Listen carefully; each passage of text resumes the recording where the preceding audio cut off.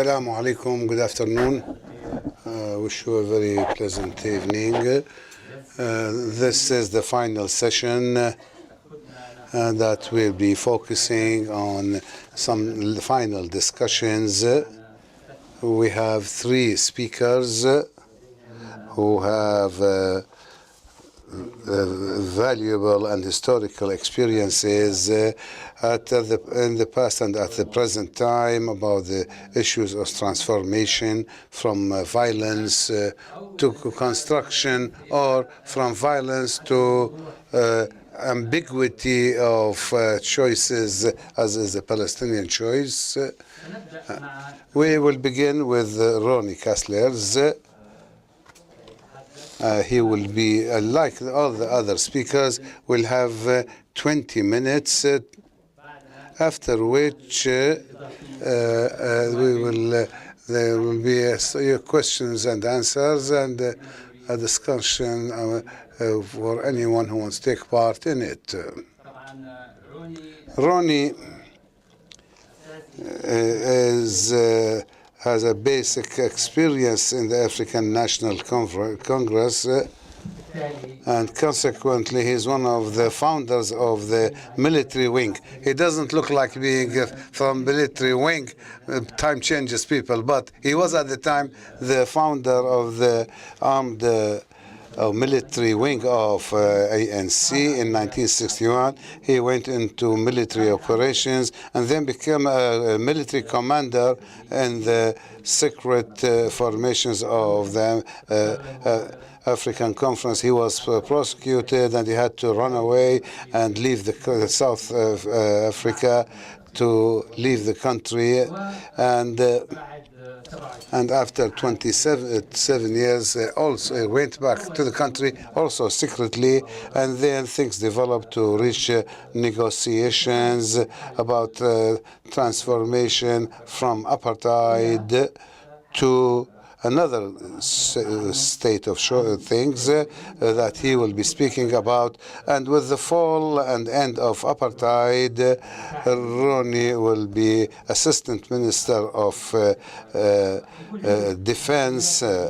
He will have other responsibilities in the intelligence service, and in addition to that, he has written some books. He had Armed and Dangerous book, another one, the unlikely secretary. رجل بسيط, a simple man. Ronnie, it's yours now for 20 minutes. 20. You wanted 100 minutes, I know. You know, but 20 minutes is your time, and then we'll have more time for discussion. 20. Yes. Well, good afternoon.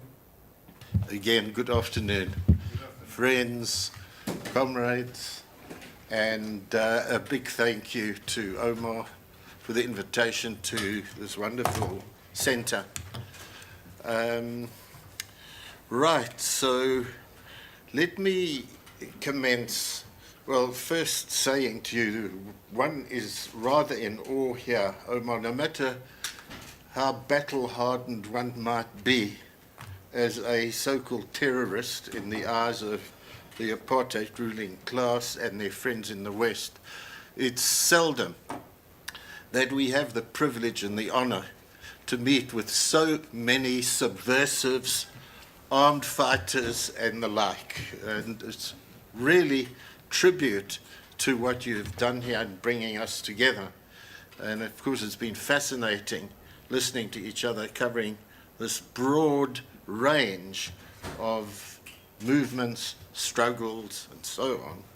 I'm asked to deal with the South African case.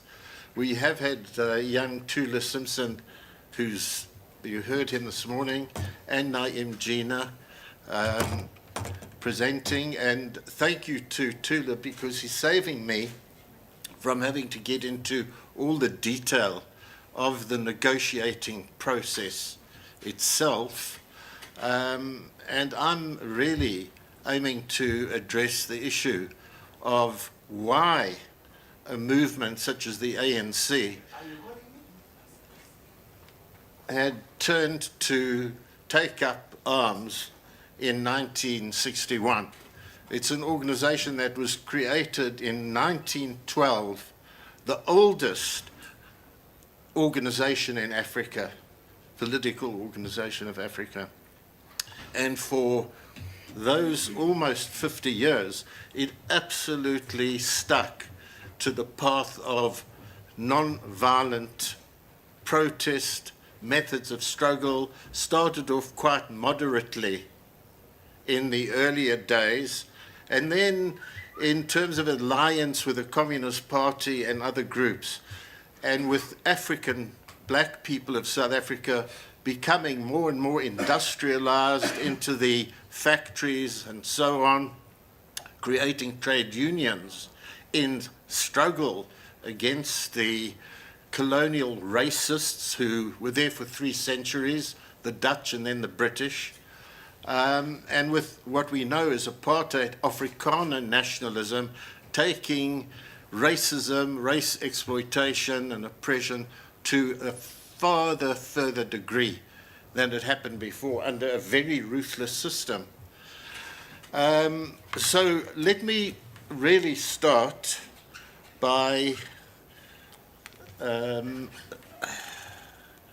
getting you adjusted. South Africa's right at the bottom of the continent, as you can see, the very bottom, and a large country, not as large as Sudan and Libya, Algeria, or Congo, but it sort of comes next in rank with 1.2 million square kilometers. It's a very large country with 4 different climate zones, very fertile parts on the ocean, the Indian Ocean side, and then it gets drier and drier with less rain and almost desert-like as we go to where you see Namibia and part of Botswana.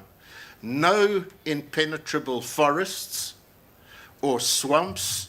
We have mountain ranges with barely a blade of grass on them. So it's not conducive to the classical guerrilla struggles of Vietnam or Cuba.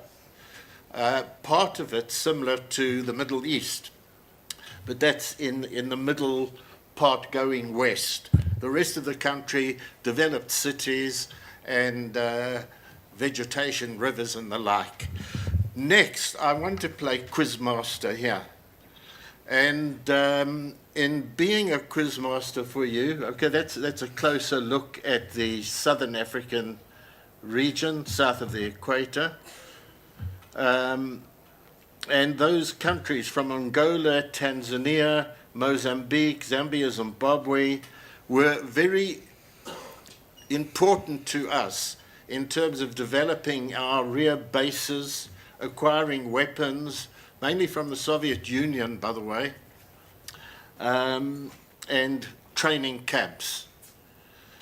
So here to start with is your quizmaster. I'm not offering $1 million to the person who gets this question right, but who said those who make peaceful change impossible make violent change inevitable? Well, you've got 5 choices. Was it Mao Zedong, Che Guevara, Yasser Arafat, Nelson Mandela, or somebody else? Let's see if anybody feels confident about finding the correct answer. Put your hand up. Okay, except people in the know. Anybody? Is this a difficult question? Okay, anyone want to? Sorry? Mandela. Mandela or? Mandela or Yasser Arafat. Yasser Arafat. Okay, 2 Mandela or Arafat. Any from this side? Che Guevara. And from that end. Now, okay. Well, if you're going for another, what name? What name? The time comes in the life of any people when there are only 2 choices. Oh, sorry, no, that's John. Yes. The answer is John Fitzgerald Kennedy. round about 1960, typical Yankee hypocrisy. He's making a speech to the Organization of the Americas, OAS or OLAS. And of course he's talking to these right-wing dictators, but not about removing them. He's actually thinking in his mind countries like Cuba or those on the left. Sheer hypocrisy. And of course, the Cuban comrade here who'd asked about terrorism this morning, I mean, in a sense, you get this here, because Kennedy and those who succeeded him, Reagan, it would have been the Bushes, Margaret Thatcher, to them, they didn't apply this to South Africa. They would apply it to right-wing regimes who were preventing change, and they were talking about left-wing countries, such as Cuba. Then we come to South Africa, December 1960. I never forget everything in my mind, keeps going round like a film, which is the case with all of us who have been in dramas of history and so on. The manifesto of our armed wing of our political movement, Spear of the Nation, Umkhonto weSizwe in Zulu or Xhosa, and it's Nelson Mandela, the terrorist, who's the commander-in-chief, and with leading figures of the Communist Party and the ANC. They have long deliberation about changing now from unarmed, militant though, peaceful struggle, non-violent, we basically refer to as non-violent, and we didn't mind the word, we changed to violent struggle, and violent in the sense of revolutionary violence, not meaningless violence, not the love of the gun. The very question, the point made here this morning, it's not the gun. Fidel Castro made the point, we used to quote him in our camps, that it's not the soldier with the gun who is brave. A man or woman not born to be brave or a coward, it depends on the idea behind the gun. Politics, the correct politics. That runs through everything we did in South Africa. We kept politics as primary, and when we turned to armed struggle, it was secondary, and it was under political control and guidance. So, for instance, some of our people wanted to use terrorist tactics. It's very easy when you're in a country with 5 million whites. Apart from Israel, the biggest white settler group in the world, Algeria was next with 1 million. Well, 5 million in 50 million blacks. Today, 55 million is our population. And from that time, particularly later when massacres increased and we brought in young recruits, we came out across those borders that you saw in the map, where we were based in exile, Tanzania, later on Angola, Mozambique. We want guns, we want to go back and we want to shoot the whites. And we would say, hold on, you'll get the training, and with our training you get political education. And in terms of the way they saw the use of the gun, it could also be from bombs to ballots, by the way, this title. Putting bombs in restaurants and at taxi ranks where the whites were. It happened a few times in 30 years, but we constantly checked and then disciplined those who were breaking our rules. So it never really managed to take over. The use of terrorism could be very easy in South Africa. In relation to why the time had come, there's the reference I've made to 50 years of the ANC starting with petitions to the Queen or the King in England and so on, and appealing to British public and government because South Africa had been under British rule and then influence for so long. And from that kind of rather moderate forms of protest into very, very active nonviolence, really active, from strikes, demonstrations, protests. They would break out and spread throughout South Africa. Defiance of the laws. Mandela led a big campaign in 1952 called the Defiance of Unjust Laws, with many people going and just sitting on benches marked whites only in parks, or going into hotels for whites only and demanding service, or going in the railways, platforms for whites, and far away would be the platform for blacks, going to the white section.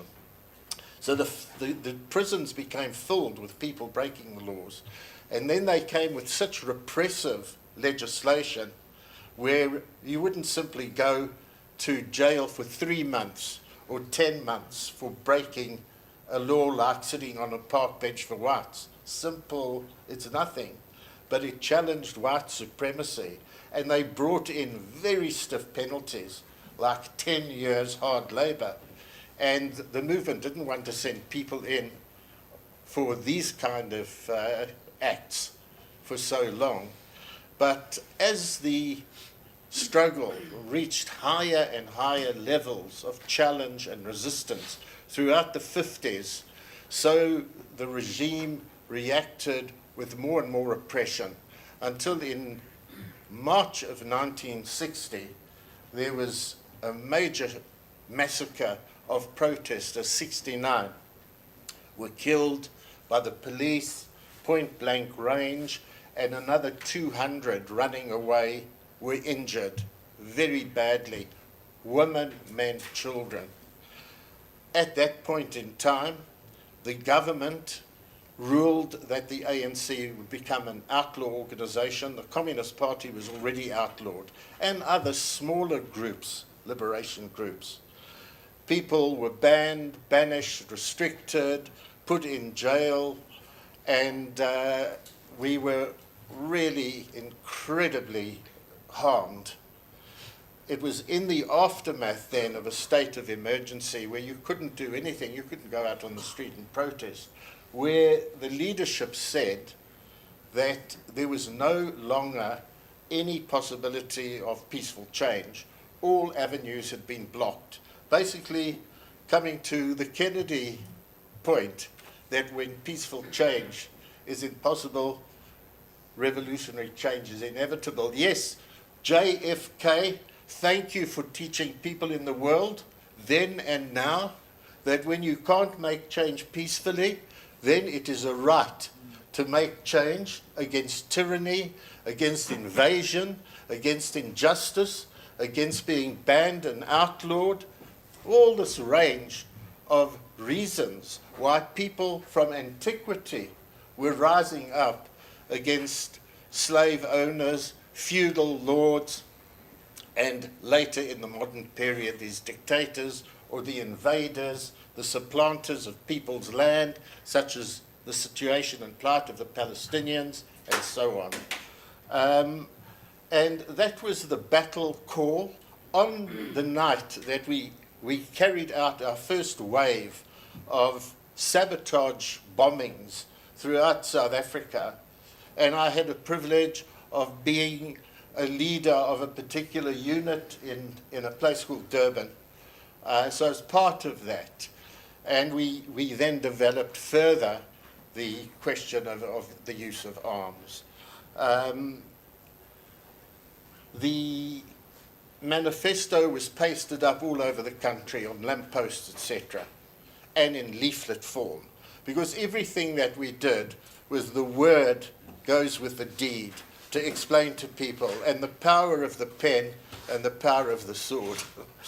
There was an edition. The manifesto was not long, but it was, let's say, a full page, or could fit on a poster. It explained why there was the resort to armed struggle. And then it made a point. And Chair, I can tell you that a young 20-year-old paid nothing, no attention to this particular point in a manifesto of probably, say, 500 words. And there was a sentence that said, we hope that even at this late stage, this time, but it's actually late stage, the government and the white community will come to its senses and prevent the country reaching the point of civil war. I can tell you, even years later, and training people, we didn't really pay attention because we never thought that they would come to their senses, that they would say, well, let's talk, let's negotiate. They were just so brutal and so stubborn and so cross in their repression. We couldn't imagine it.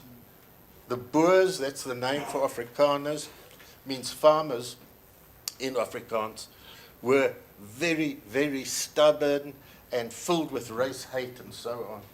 And we had to open their eyes through 30 years of struggle. And these 30 years... 3 more minutes. How much? 3 more minutes. 3, okay.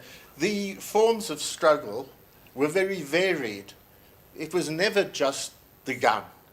We never gave up on trying to organize, mobilize people and workers for strikes, people, the students, for protests, demonstrations of all kinds, which went as part of the political struggle. So the key, the primary form for us was political struggle of the masses and the role of politics in understanding. Reinforced by the armed actions, we never reached a high level, given the conditions in the country. But it was growing, the ability, Tula Simpson uses the term armed propaganda. Actually, we were approaching something more than that, Tula. There were lots of operations through the 80s particularly, where our combat units in small numbers would attack in the typical guerrilla fashion, police or the military. We put rockets, fired rockets into their military headquarters in Pretoria and so on. We could not run an armed struggle without having an underground network to create the printing presses, the safe places, the safe houses, etc., and to give leadership to people who were involving in public activities of the kind under political struggle. And then finally, this question of international solidarity, which the anti-apartheid movement all over the world utilized using BDS, boycott, divestment, sanctions, which really put the apartheid regime into isolation and made the cost of keeping apartheid going very cost ineffective. Let me just quickly read this off. In terms of what caused the transformation, Tula Simpson this morning showed us the picture of F.W. de Klerk declaring in Parliament, lifting the ban on the ANC, freeing Mandela, the political prisoners, allowing exiles to come back and campaign freely, which is what we were asking in 1960. So it's now 30 years later, they come to their senses. Why? In the first place, whatever they want to tell us, because they'll say, no, it was the apartheid regime and the capitalists and de Klerk, they brought freedom about. Or the corporates, they put pressure on apartheid, which they did. That was an element. But it's the people's struggle. It is always the people, the Arab street, the African street, what happens in New York and Washington and France and Britain. Never forget that. That's why politics counts. You've got to get to the people, you organize and inspire. The armed actions helps with the inspiration. Primary of politics. The rules, okay, the rulers were no longer able to rule in the old way. Come that point, 1990. They couldn't rule any longer in the old way. They had to change the system because of the mass struggle. And the people, the oppressed, were refusing to be ruled in the old way. They wanted a new South Africa. They wanted the change. These were the dynamics, the decisive factors You can see the rest there is very important. The defeat at Quetta Carnavale in Angola, largely because of the Cuban forces which the Angolan government calls in to deal with South African racist forces invading. The white minority is war-weary, Tula. But it's one element. The people, as Naim Gina pointed out, we weren't war-weary. We were going from strength to strength. And if they hadn't intervened with the imperialists telling them, you'd better change because you're going to have a red revolution on your hands and you'll lose everything, that's what we were out for, an armed revolutionary insurrection. So they bought time. I've mentioned BDS, crippling cost of apartheid, the Soviet collapse, the West's calculations, the changed environment. The West's calculations were along the lines I've just mentioned. And that is the question of the red revolution will come and will get you in your beds, so you better change. The last thing is there were subjective factors, which I'll go into and leave you maybe to ask that. But I'm listing there secret channels of communication between the regime and Mandela in prison and Tambo, our leader in Lusaka. Inducements, the ANC's flexibility in terms of not changing our principles of a free democratic state for all our people, but how to get there. We were ready for negotiations. And then there's the sunset clause in which the officials, the military, the public servants of apartheid, instead of leaving them with nothing, and then certainly there would be a real hit back at us, the sunset clause was guaranteeing their pensions and a retirement, and the economic concessions is what Mandela offered, which they really Thank liked. you. So they weren't losing out. They lost out on political control, but the economic element is very much there in white hands and the corporates. I'll explain later why. Yes, we'll have more decided on discussion. that. Thank you very much. Thanks. That was brilliant. Thank you. Abdelhakim Belhaj, the creator of the Islamic Libyan fighters in the 90s during the Afghan jihad. And don't be afraid, it is dissolved now. He got entangled with the Gaddafi regime, and after his experience in the jihad of Afghanistan. But that experience was hit by the regime of Libya very fast.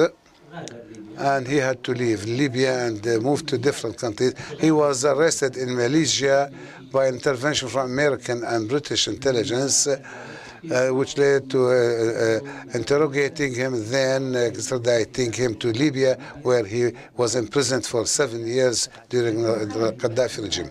But after 7 years, he went out of prison, and what draws our attention, he went into a dialogue with Gaddafi, which led to the release of a number of prisoners in 2011. He led the military council in Tripoli and played his role in the revolution, and he's doing that. Britain apologized from him after he sued the government of Britain because he was extradited and delivered to Libya, and because the damage that it was inflicted on him and his wife. Mr. Abdelhakim, I give the floor for the 20 minutes. May the blessings of God be upon you all. First of all, I would like to thank Dr. Umar and the organizers for the kind invitation. I think we are in dire need of such events and conferences to spread the knowledge gained and experiences shared in such conferences and workshops. I was asked to speak about my personal experience, but I think there has to be some sort of an introduction which led to the changes in my life.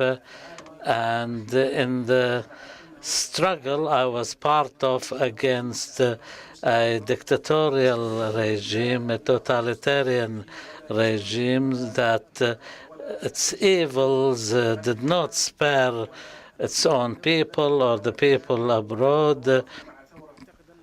I think this kind of realization came when the international community stood by the Libyan people in 2011 through military intervention.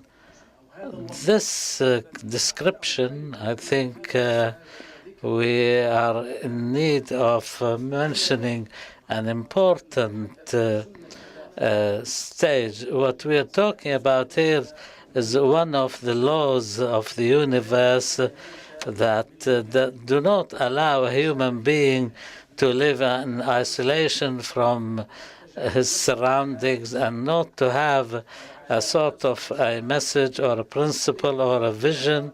And no matter what difficulties he or she may encounter, when we had to endure a regime like that of Gaddafi's, it was incumbent upon us to think of a certain framework to respond to this injustice inflicted upon us.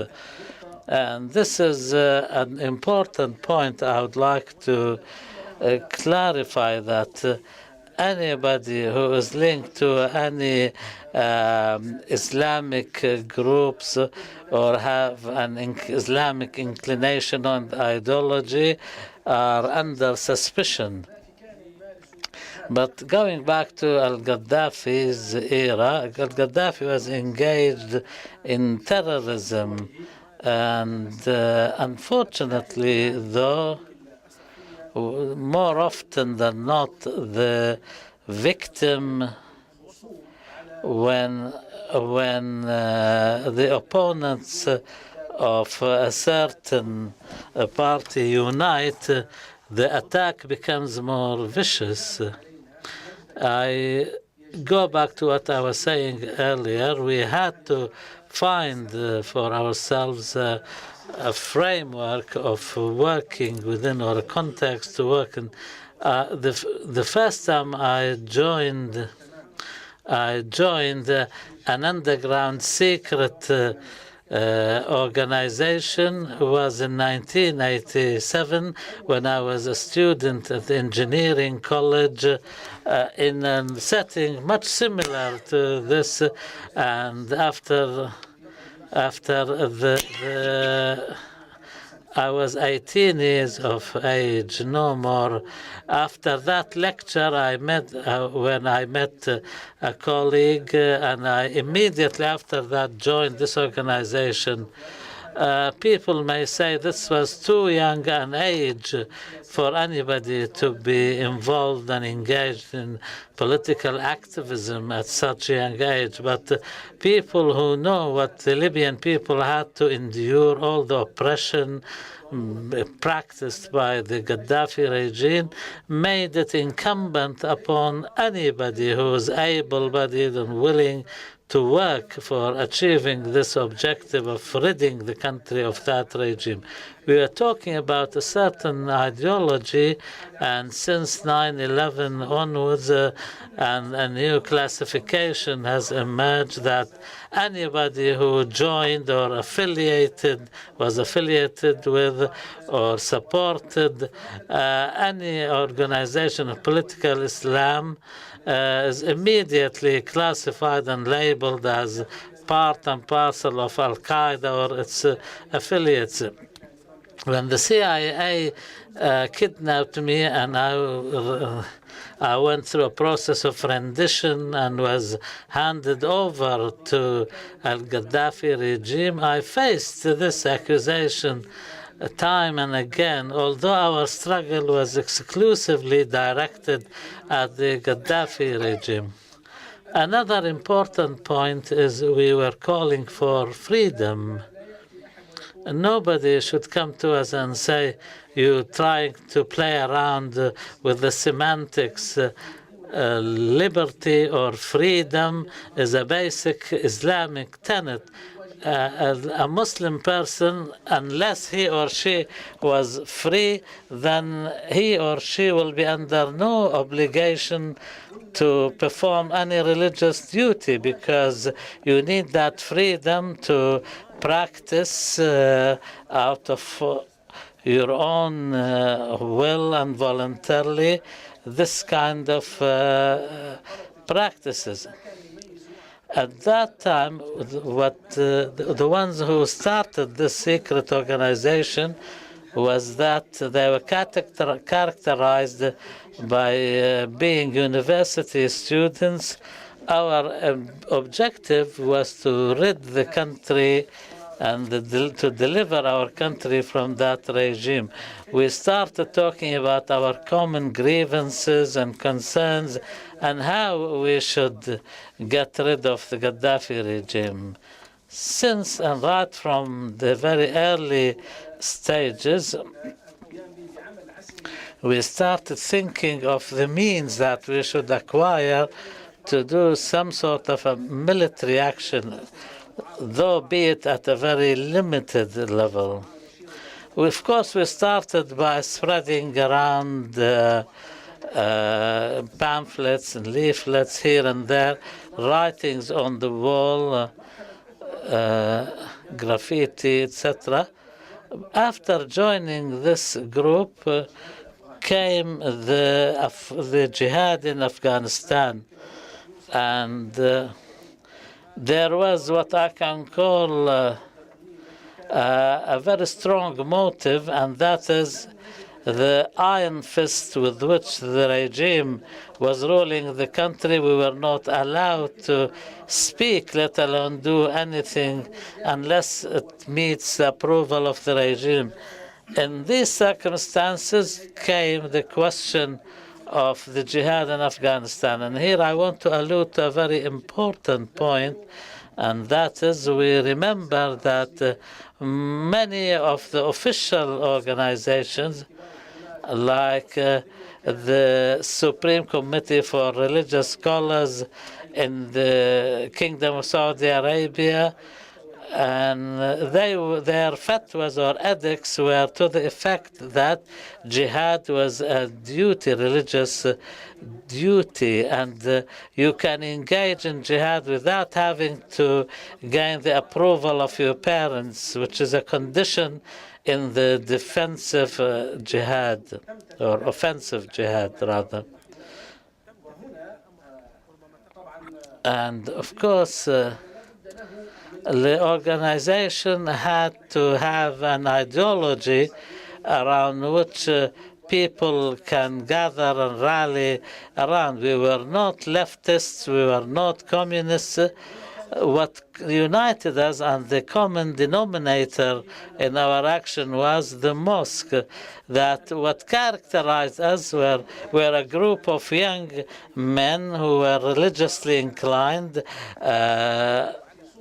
observant Muslims, and we, by the way, in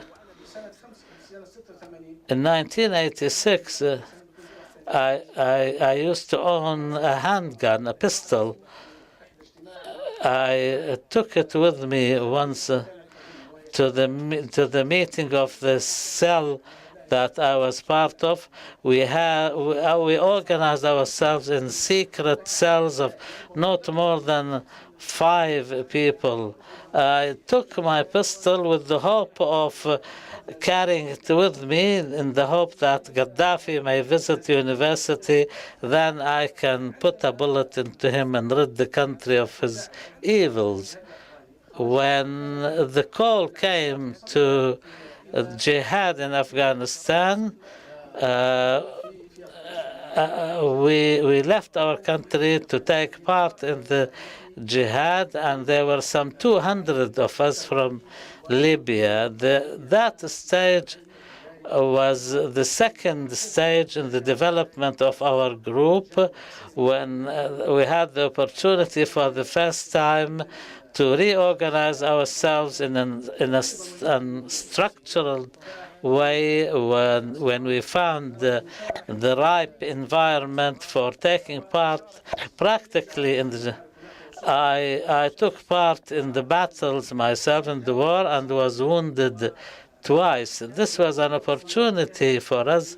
It was a very opportune moment to rally people, to organize these young people, train them, and then indoctrinate them so much so that they can go back one day to their own country to stand up to the regime. This was the basic idea. Part of the things that we want to emphasize now that decades have passed, that there were countries which used to help and support to help that holy jihad, which almost everybody turned against, and those who were allies in the past were given all kinds of support. Now they cannot even go to Hajj, to make the pilgrimage to Mecca. It happened to me. In the first stage, I used to go to Saudi, and everything was facilitated to me. But in 1988, I arrived in Afghanistan. I stayed there till 1992. It was the year when the Mujahideen factions entered Kabul, and I remember we met with Ahmed Shah Massoud in the Ministry of Defense building, and he too advised us not to be involved in any struggle which will take place amongst the Mujahideen factions which turned into a civil war, because the common enemy, which was represented by the foreign occupation of the Soviet Union and the communist regime until Najibullah left, we decided not to take part, and we went back to our homeland in Libya and concerned ourselves with our own struggle. And of course, at this time, in Pakistan and Afghanistan, all the Arab fighters in the Afghani jihad started being harassed by the intelligence apparatus. So we had an opportunity to go to Sudan, because Sudan is a neighboring country to Libya. In 1994, I was when we started restructuring the group, I was the deputy emir or deputy commander. After 1994, in fact, in 1995, I was tasked with training and organizing and doing some sort of an exploratory or reconnaissance work to gauge the strength of the regime and to what extent we can adopt the principle of jihad against the regime, and also to study to see to what extent the masses would be tolerant and accept the idea of an armed activism against the regime, or how should we choose the ways and means of to conduct our struggle. I stayed there 6 months in the first half of 1994. Then after I left the country, there was a meeting of the leaders of the group in Sudan. We divided the country into 3 sectors, east, west, and I was charged with leading operations in the eastern sector. Our information said that people were unhappy with the regime, and we knew that Gaddafi entered the country into a blockade because of the Lockerbie affair. And these 10 years in the 1990s, from 1990, in fact, this was another reason why led to the disgruntlement of people, and many people, many factions in society, university students and others became more susceptible to the idea of opposing the regime and even to enter into a confrontation with it. Reports from the western sector or southern sector were also positive. In the eastern sector, we had our membership was around 250, and we managed to take some of our programs inside the country. By that I mean some logistical support and propaganda activities. When these reports reached the leadership in the Sudan, there was unanimity in opinion that we should really start spreading the message of inciting people to sacrifice and think of opening information centers inside the country and to focus on the personality of Gaddafi. Some of our efforts were not successful, however.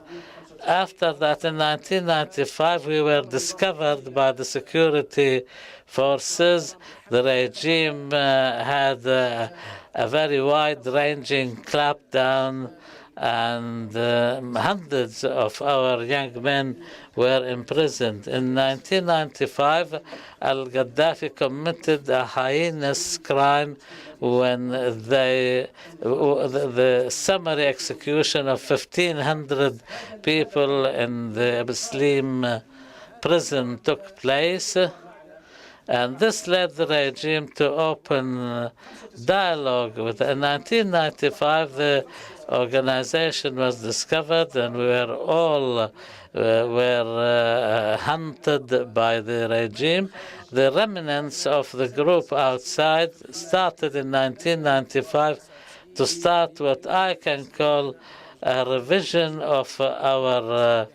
I was in charge, and I told the leadership meeting that we must start thinking of changing direction, because we cannot tolerate the situation whereby fighting a regime can mean the extinction of the entire group, and we should resort to unarmed, peaceful activism.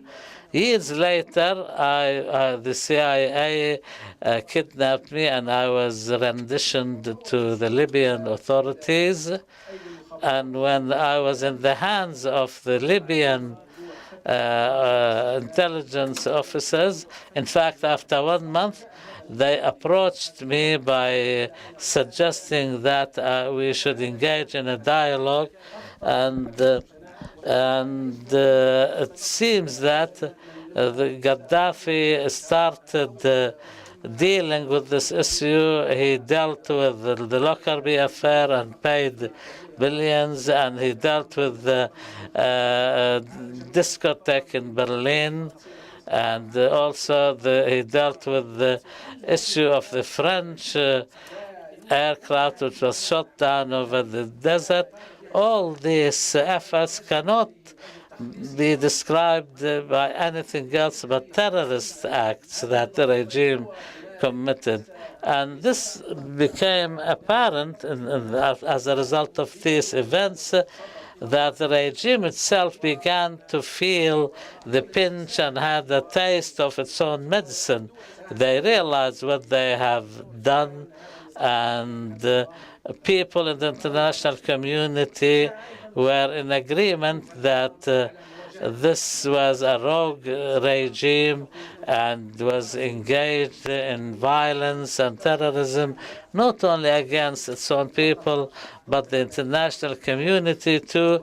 And this was culminated in 2011, later on in the revolution, when the international community sided with us. I'll have to leave it there. And what happened in the latter stages. Thank you very much. The third speaker is our friend Al-Taher, the Palestinian who is the former member in the Revolutionary Council of Fatah and the Supreme Council of Palestinian Resistance, and he was the head of the students' brigade after the martyrdom of its first leader, commander, in 1976, and he was with his brigade of students. He worked in a very distinguished way and had one of the most important experience of the Palestinian resistance in the 20th century. This was an armed experience. He worked in south of Lebanon between Bint Jbeil, Marras, Nabatiya, and the south coast. In addition to playing a role in many military confrontations that he wrote about in his book under the title Tabagh wa Zaytun, Tobacco and Olives. We were together in 1973, and we were together in that brigade. He was my commander, and now I will take something else from him. We worked together for long years. Of course, he confronted the Palestinian invasion in '82. He was wounded and went into many battles, but he continued his defending his cause. Welcome again, dear brother. You have 20 minutes. Thank you. And I thank Dr. Omar for this very invaluable conference, and to the Arab Center. In fact, I will not give a testimony, for I have not taken part in the track of transaction from bullets to peace. So I never took part in peace negotiations. So my testimony or my story was different. I resigned in 1990 when I know that there were some leaks about the secret negotiations, and my resignation was rejected by Yasser Arafat, who said, God forbid, and he could have accepted from me as an officer in the Liberation Army, or he could have sacked me from the council, but but as I was an elected member in the Revolutionary Council of Fatah, I could not resign. So what I'm going to say is the experience that I saw, and it is different from. I'll tell you what happened. It's the experience of Palestinian armed struggle and its gradual change from armed movement, political struggle to a stage of accepting a political settlement, reaching the announcement of principles according to the Oslo Agreement that was reproduced after Mahmoud Abbas became the president of the Palestinian Authority. This presentation tries to answer some questions about the real time when the Palestinians began thinking about political settlement, and because the relationship for two decades were very complicated, the relationship between the arms struggle and peaceful settlement. The policy changed from liberation strategy to a strategy for the struggle for representation, and also the effect of the balance of power in the international arena, and an attempt to know what is the real Israeli position regarding the Arab-Israeli conflict. Also, my paper tries to have some conclusions about this transaction, to say that the whole track was confused right from the beginning. That was just before Oslo Agreement, and until it got to its end, and it was at the end of a historical period and the conflict between Palestinians and Israelis, but it kept the doors open for coming conflicts and fights that might be in different forms in the future.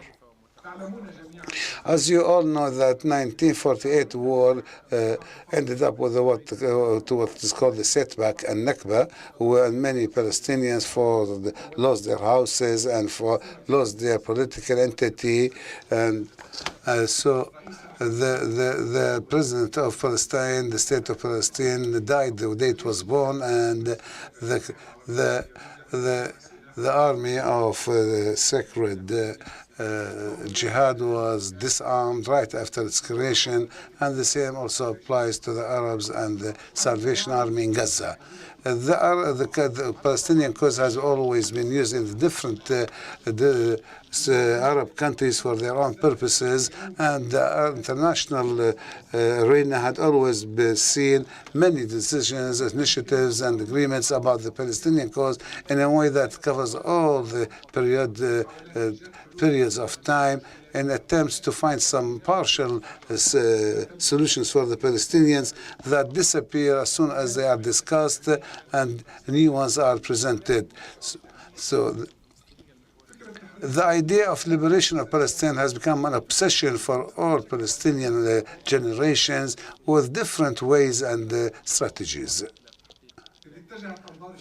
The young Palestinians looked into the Arab parties or different political parties, thinking the strategy of liberation of Palestine must be based on the changing the Arab situation, and there were some ideas about a Palestinian entity in Gaza Strip, with the creation of some military units related to either Syrian or the Egyptian regime. In 1964, the Palestinian liberation movement was created under the leadership of Shafeeq in order to be able to fight alongside with the Arab armies within the official Arab strategy, but this coordination was only in appearance, and the leader of the army could not move even one soldier from one unit to another.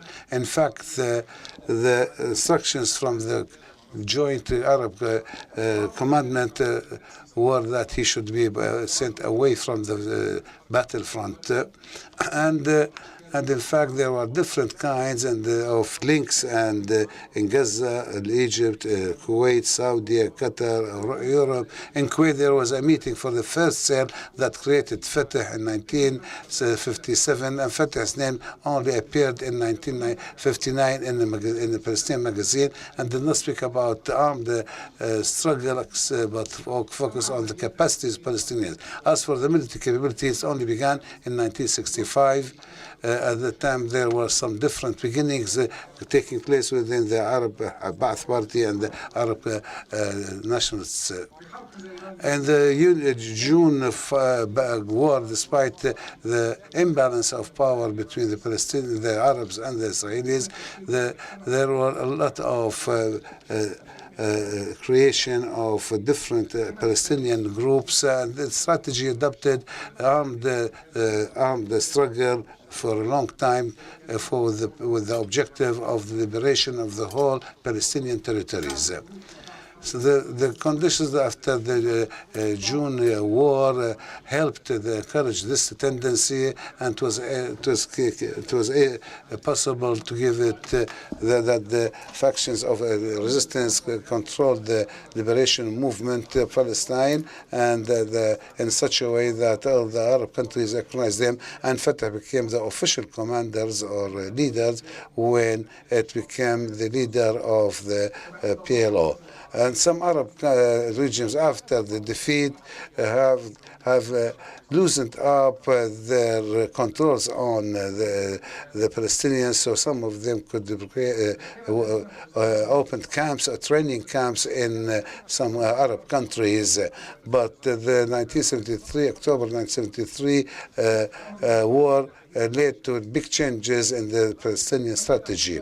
And there is a conviction that gradual transformation began with the National Palestinian Council adopting the 10 points of creating a Palestinian authority that it will be a fighting one, and its geographical range was not speak only about the West Bank and Gaza Strip, but spoke about any territory or any zone that will be liberated from the occupation.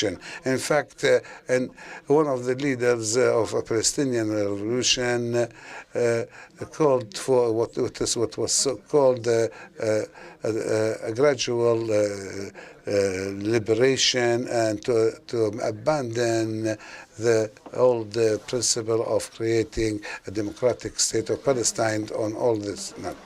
And there was also some talk about a project that presented by Mr. Farouk Abgouni after June 1967 war, in which he suggested that there should be a Palestinian entity in the Gaza and in the West Bank. But this was rejected also, especially after the Arab summit in Khartoum, in such a way that they said that this was an attempt by Mr. Abu Ammar to be part of the negotiations if the Arabs go into a political deal with Israel. So, and there is also a document in the Center of Arab Center for Policies and for Research and Political Studies about changing the strategy of Palestinians from armed conflict to another one, and it includes 3 letters written by Mr. Salah Khalaf, member of the Center Committee, on 21st October 1973 and 28th of the same month. That's to say, the last days of the October War. In this letter, he addressed Yasser Arafat, and these letters were written before the war came to an end. But the talk about a settlement was discussed in Cairo, where was Abu Ayyad since the 5th of October, I'd say before the war. And it is clear that the main motive to writing this letter was to acquaint the Palestinian leadership with the atmosphere of war. And the first letter message was that one should coordinate with the Egyptian commandment, and it says that there is a Russian-American agreement referring to the Kosygins' visit to Cairo, saying that it seems the two countries have agreed to convene a peace conference, but the details have not been all settled. And the American side consisted that the rights of the Palestinian rights would be part of the United Kingdom, and that all the Arab parties should guarantee putting an end to all kinds of resistance, but that could be developed in a way that contain all kinds of resistance. Abu Ayyad refers to the position of the Soviet Union, who agreed on this, accepted this, but said that the resistance should be the negotiating party for the peace agreement. But things developed very quickly, and says that things are moving and we need quick action. Salah Khalaf met with Sadat, Heikel, and the commander of the intelligence service, and President Sadat met him several times. I would say he wants a Palestinian representative in this settlement, but if he finds that Jordan and other Arab countries will create problems for him, he would prefer that the project of the United Kingdom should be the one that will prevail. Abu Ayyad was afraid that the settlement will take part, according to this American-Russian project, at the expense of the Hussein project, which is bad for the refugees. But if it's accepted, the resistance will have a problem in continuing its revolution, and the liberation movement will also be problematic because Abu Ayyad says that, giving this fact, they have two choices, no other. Either accept what the Arabs say and get an agreement with Jordan, and which should be refused, or fighting to the end until last man. And the fighting should be for our rights to be for the representation of Palestinian people, to end up by saying that one should focus on King Hussein because he's the enemy number one in the Arab region, and he cannot really take part in the peace conference. The way to join this settlement project was not easy, as some people thought. Those who thought that the withdrawal of Israel from the West Bank and Gaza is something inevitable, and that would lead to a vacuum. That's why the Americans convinced the Palestinians that they should be controlling these two parts if they join this peace settlement conference, and that was the first Palestinian direction in this way. The obsession of the organization was to be the only entity recognized as representing the Palestinian people, as was fixed by the Rabat conference. Maybe it's we must remember what Abu Adnan Abu Houda said about Henry Kissinger's point of view about this, who had whispered to Ahmed Sayyad and to be sent to Sadat. Regardless how true is this story, but what's constant, that Kissinger used this decision not to put the organization into the process of peace, but only to make this resolution Gaza and Westland, no man's land, and that will be also a source of problems and conflicts between the organization and Jordan. And consequently, the Palestinians had no other choice but to continue their struggle to the very victory, and to be able to join the train of settlement, but on the condition that the Palestinian PLO would be the sole representative of the Palestinians, and at the condition that was forwarded by USA, that they should be prove themselves capable of accepting peace. In fact, this is a unique kind of experience of changing from armed conflict to political settlement. Because in the Palestinian case, what was done was something like the carrot and the carrot and stick policy, that to say there will be someone representing the Palestinians if the Palestinians make another concession at the time that the battles are continuing, to weaken the Palestinians and to find some alternatives to them, and in such a way that would continue and without reaching any settlement, without abandoning the guns, and has become a confused rifle that's shooting here and there. And so one can say that political action since 1974 until the signing of Oslo Agreement was about how the organization can join this settlement process and to weaken its representation of the Palestinian people, and it was not about how the Palestinian people can obtain their legitimate rights. That's say the political the struggle was about representation, and which is something unique of its kind that we can find in there. In fact, the settlement process did not stop at the PLO. In fact, there was the civil war in Lebanon, and then there were different, several Israeli incursions into Lebanon and elsewhere, and the Lebanon became an influence region to confirm the position of PLO. And the strategy of armed struggle to obtain our rights became an armed struggle to defend ourselves, as Palestinians said. The Palestinian independent decision and the decisions of the Arab summits in Rabat became a pretext to go into the settlement. there is a question that why all these personalities entity could not affect and guarantee the rights of the Palestinians, despite the fact there have been so many different contradictory ideas about this. In fact, at the time, there were so many attacks on the PLO in a way that everybody had to bring their ranks together to defend their revolution. And then there was also many setbacks gradually and not in an open way. In fact, this had always been there's a distance between the setbacks and the time that these entities obtain a sort of legitimacy.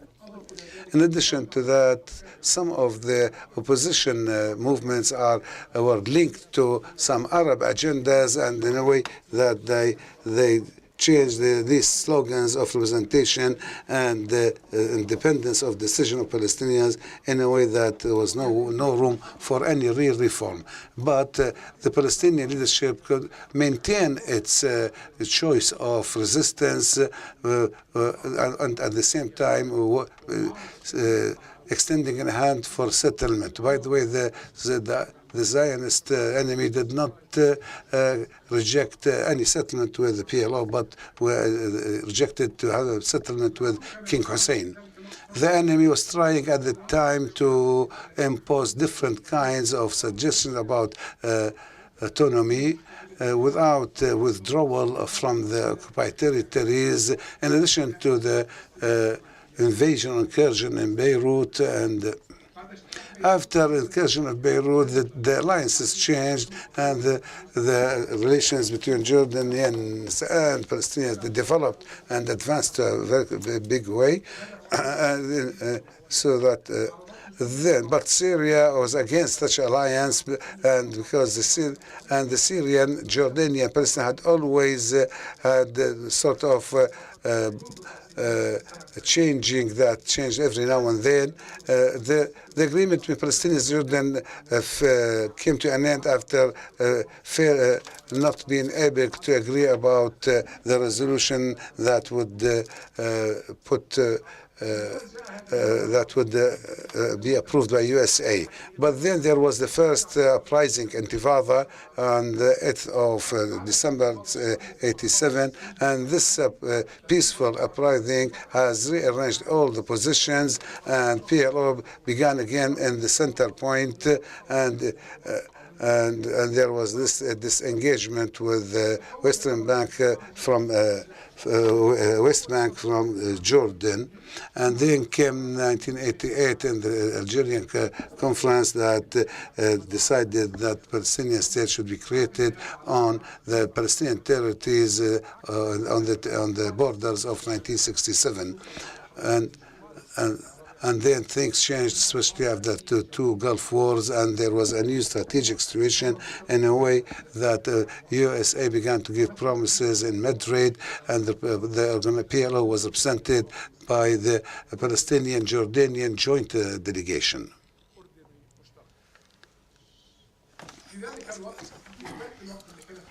At the same time, when there were the Madrid negotiations, there was Palestinian negotiation making secret negotiations in Oslo that led to an agreement with them. The Oslo strategic agreement had changed the whole situation and pushed the Palestinians to abandon the idea of armed struggle, but with recognition that PLO is the only representative of the Palestinians in the final settlement negotiations. That's to say, without any recognition of the rights of Palestinians, only recognized the representation of PLO. That's say the priority was given to the representation at the expense of the rights. Yasser Arafat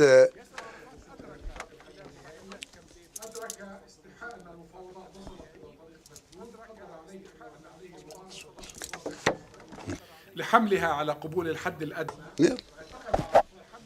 Arafat, thought that the problems felt by Israel after Oslo would push Israeli government to reconsider its position after the second Intifada and to take a military stand, and that will create the equation of the security of Israel in return of the rights of Palestinians through negotiations. But things went out of control of Arafat because and he could not control the situation, and he could not even get out of this situation that he put himself in until he was killed by poison, and then the things came back to what they were under the leadership of Abbas.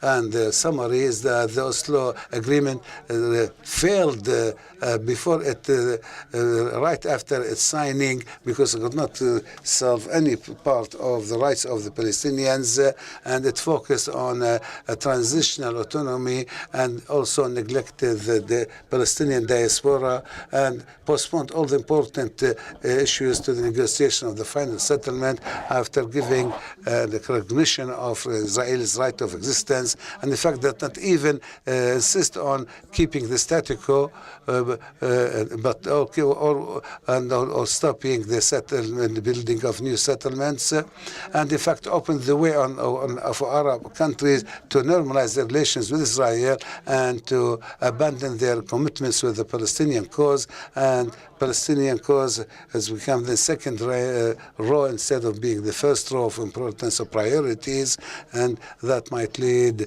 the Palestinian project is now confronting the Zionist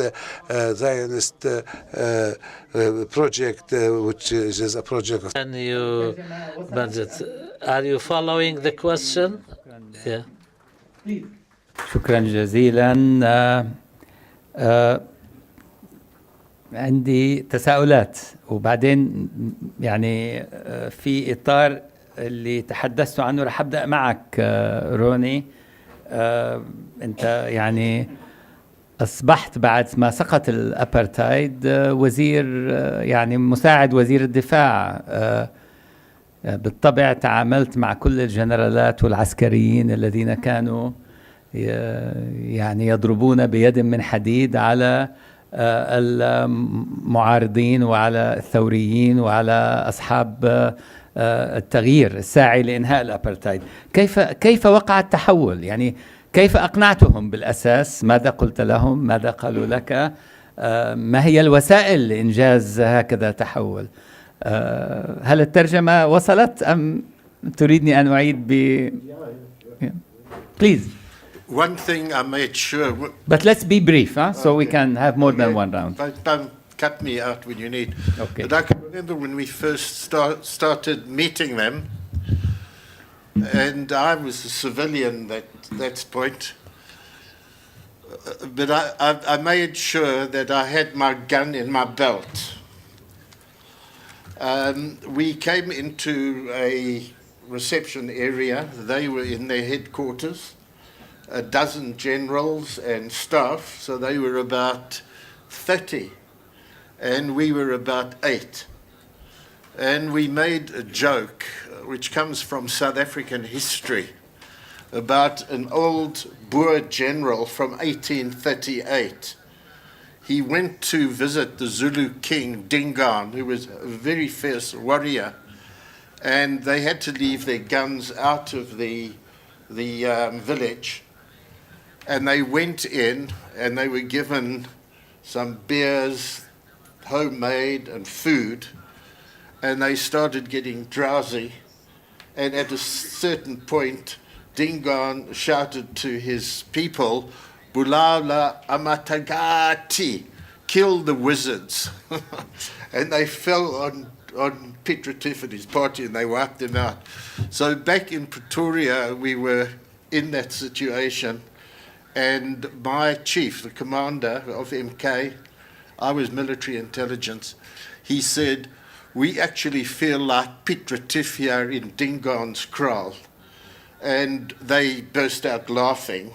And then they responded and said, well, we've got beers here and some sandwiches. Peter Tiff accepted those and it made him drowsy. Are you going to accept them?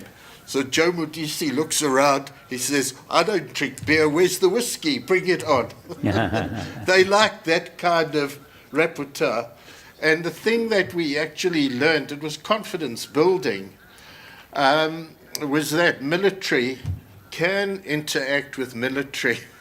Just like when medical doctors come to a party, they all get together, or lawyers all get together. So you got the same kind of language. And the Cuban comrades who had been dialogue with these Boer generals and the politicians from Cairo to Luanda to New York, they were saying to us, you should talk with these guys because they are serious about the negotiated change. Let me ask you a question. Yeah. What was the state of relation between whites and blacks in this? Like, did the ANC have white members? Were you one of them? Were there others? No. I don't think I look black. Eh? Yes. Yes. Yeah, so explain this to us. I mean, it's something to understand. Right. The ANC was able to attract some small numbers of whites. Mm-hmm. I mean, it probably before the big change, it could have been a few hundred. Mm-hmm. So in terms of a white minority of 5 million, it's small, but quite decisive. There were people there who had been in the military. There were people who came over to our side. There were intellectuals, professors, and so on. And it's because the ANC's program, I talked about it, was always politics in the first place. And the ANC had adopted back in 1955 a charter called the Freedom Charter, which said that South Africa must belong to all who live in it. Black, white, Indian people from Asia, like Naim, whose grandparents had come there, mixed race people, and so on. And this was a huge attraction when the whites began to listen to what we were saying. Before that, they were blocked by the propaganda. When they heard this, from 1990 on, they were astonished. And we were able to bring them in. The previous, I joined in 1960 and found, I was meeting with some ANC people before it was banned, and they saw I was somewhat progressive. I wasn't following apartheid, and there were other whites like me, and they would say, come to our office before they were banned and do some work, an hour a week, you know, that kind of thing. They very, invited very us. informative. Thank you. أخي عبد الحكيم بالحاج، يعني أنت كيف استطعت تقنع كثير من الشبان العاملين معك بالقيادة الوسطى بعملية التحول؟ يعني في تحولات وقعت بمراحل مختلفة، يمكن أنت أيضا ضحية هاي التحولات، يعني أنت راجعت وتحولت. يعني لو تشرح لنا نفهم هاي التحولات كيف وقعت وكيف أقنعت الآخرين أيضا بالتحول، وين أصبحت اليوم أنت؟ And that need to be answered. This is an important question, definitely, especially speaking about transformation. And here we can divide this transformation in two stages, two phases. One, when we were in the prison, when the security people proposed the dialogue or the discussion with them, we were in the prison. It was a very heavy thing to accept.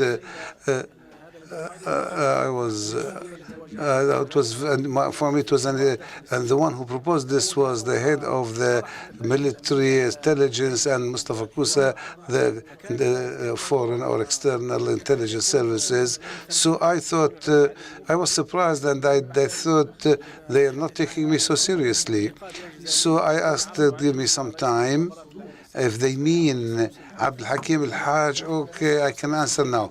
But if you want to speak me as my quality as an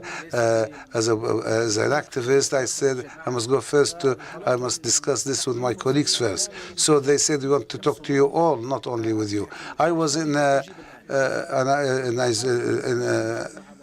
isolation cell, and So I had a problem. How can I convince my colleagues, those who had been tortured and maltreated, so they had very bad experience in the 90s. Then, after a marathon of dialogues and exchange of letters that were all then put into a book, we met with the prisoners in the last year so that we can give them, explain to them what was going on and what was suggested. Some of them were prisoners for 19 years, 20 years. So I conveyed to them the idea of the picture of, because I am the one who had come to prison, got into prison lately. So I told them what we can do, what can done, what demands we can ask, or what conditions we can impose. All this we wrote and discussed for about years with the security apparatus. But at the end, this was led to being released from prison. And every group that was released, I was in the prison. I used to sign for these people. Some of them, I wrote guarantee letters for them so they could be released. This is one phase. The other phase was the period post-prison, post-Gaddafi. I was out of prison before the 2011 revolution, a couple of months only. I wasn't really free because I had to go to prison once every week to sign, and so I was under probation. So there was sort of testing by the security apparatus, testing of the seriousness of those who were released and that they will not do anything against the government, and also what we could ask from the security services. For example, we asked them to create a center for research. Of course, all demands were completely rejected. In fact, I found a job opportunity after 2 months leaving this prison. I stayed only in two months. Then I was fired from there by orders from the intelligence service. So this is the way the old guard thinks. The commanders of the security apparatus were afraid and want us to even to imprison us, although we are out of prison. So they want us to implement Saif Gaddafi's revolutionary project to solve many issues and even more difficult issues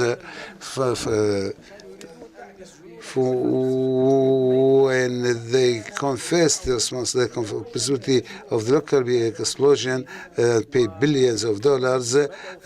That's not more difficult than the issue of prisoners and what we asked for. As for about the general direction, we did not stay for a long time. From leaving the prison to the revolution, there was only a couple of months. After the revolution, as if we were implementing what we had wished to do before the revolution, but when after the victory of the revolution, we were obliged to think about the points that brings the unity to the Libya and to the Libyan people. This was the message, and this was the issue of the dialogues that to discuss the democratic life through political parties, and that was easy to do because those who rejected to join the political action did so because they only their own preoccupations. Some of them were exhausted and wanted to have some rest.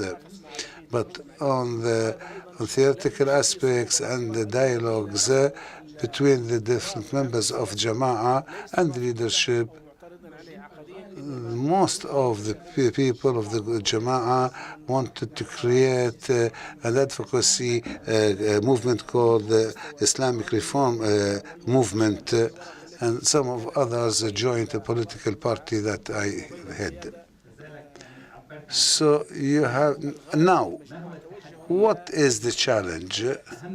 What are the most important challenges in Libya, but briefly? This is transformation, of course. The present challenge is to build the new Libya. Definitely, we have come out of the phase of putting into a system that ruled over the people and the country for 4 decades. And now there are about 8 years since the success of the revolution. What is bothering and preoccupying us, how can we build the real institutions that after which we can have a unity of ranks and opinions of all Libyans, whether in writing the constitution or in creating the good basis for democratic life. Definitely, this is the challenge that we are thinking about, and it is most important for us, and along with the other political parties in the country. Thank you, Mr. Ma'in. Can you also, I want to ask you something. You spoke about the problem of representation and rights, that the focus was on representation. What about now? Are we now facing a new transformation focusing on rights? Where do you think things are heading as far as the Palestinian cause is concerned? Take into consideration the historical sequence you took there. As you said, this is a question of $1 million question. Anyhow, I think that the Palestinians are facing a new national Palestinian project based on their own historical version in face of the angelic Israeli or Zionist version of the things. So this Zionist project has led to this confusion between armed struggle and settlement. We hope that in Palestine, one of these days, we'll have dozens or even hundreds, as was the case in South Africa, of liberated Jews who are liberated from Zionism, so in a way that we can speak about confronting the Zionist apartheid regime that includes all the Palestinian people. The apartheid, I think the main challenge for us, the challenge for the Palestinian project is not that the apartheid, it's not true that it's related to the rights of the Palestinians of 1948 who live in Israel, because they are subjected to the apartheid and there and in Gaza and the West Bank. Apartheid systems imposed on Palestinians in the diaspora because they don't allow them to come back to their country, while as any Jew can take a plane and go to Tel Aviv in the same day. So the apartheid is a comprehensive system, and according to the nationality law of that was adopted lately by Israel, I think this will be that will push the Palestinians to adopt a new national project so that to compensate for the years that we have lost because we were running after an imagined settlement that's not practical and possible. Now we open the floor to your questions. Is there a microphone?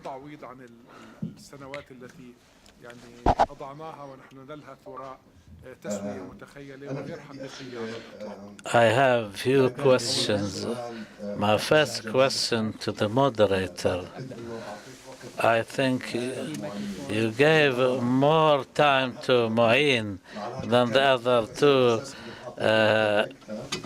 panelists. I don't know if you counted the time. Yes, I gave him the same time as I gave to Ronnie, but it seems that your friendship in the past played a role in this. Then you also then you also gave yourself the right to ask questions before as the floor. So then I have three questions.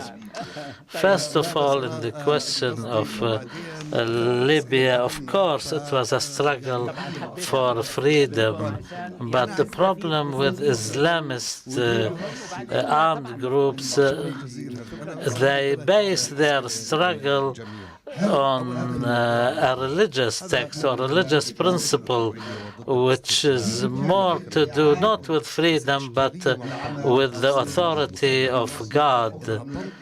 Can we say that if God has the right to the governance should be derived from the right of God to govern, as they say? Doesn't this also mean that God orders us to respect freedom and peace? Ronnie, this is a question for you. Thank you very much for being with us. The first question on Libya to Mr. Abdelhakim. A question to Ronnie. If there was not armed struggle in South Africa, could we have achieved the same outcome? هل كان من المهم جدا لهذا الكفاح؟ Mr. Mu'in, in the question of Palestine, I want to emphasize the importance of representation, as you said. But the Palestinian question, the Israelis have always said right from the start that there are no Palestinians. They said this is a land without people. And the Arabs, on the other hand, didn't wanted to put an end to any Palestinian presence. So the Palestinians had to prove themselves as people, first with the Israelis, and secondly, vis-à-vis the Arab regimes who always said, we represent the Palestinians. And so therefore the representation is very important. How it has become more important than the rights.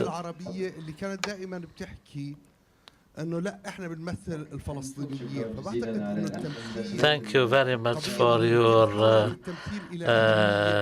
valuable presentations. My first question to Mr. Abdelhakim. The military council for Tripoli,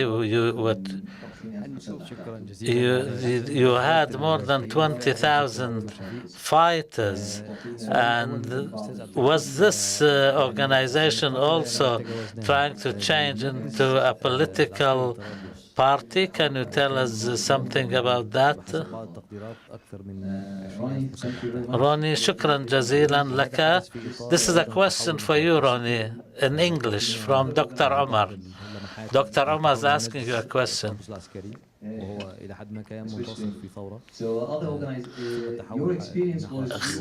خبرتك وتجربتك استخدمت لتنوير منظمات أخرى للانتقال من مرحلة الكفاح المسلح إلى الكفاح السلمي، أتا IRA، بعض المنظمات الفلسطينية. حدثنا عن تجربتك مع أتا. شكرا جزيلا. Let's say enlighten other organizations or to impact their transformation from armed to unarmed activism. ETA, the IRA, perhaps even some of the Palestinian groups.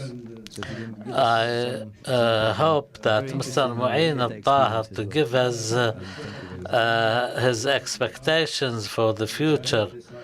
What can the Palestinian Authority do to end the so-called the deal of the century and the settlement activity in the West Bank? Number one. Number two, what can be done so far as national reconciliation is concerned between Hamas, Al-Jihad, Islamic Jihad, and the PLO, and between the Gaza Strip and the West Bank? Number three, what will be the future of this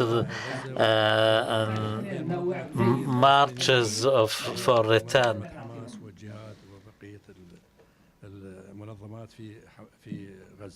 Thank you so much. شكرا جزيلا. سؤالي لروني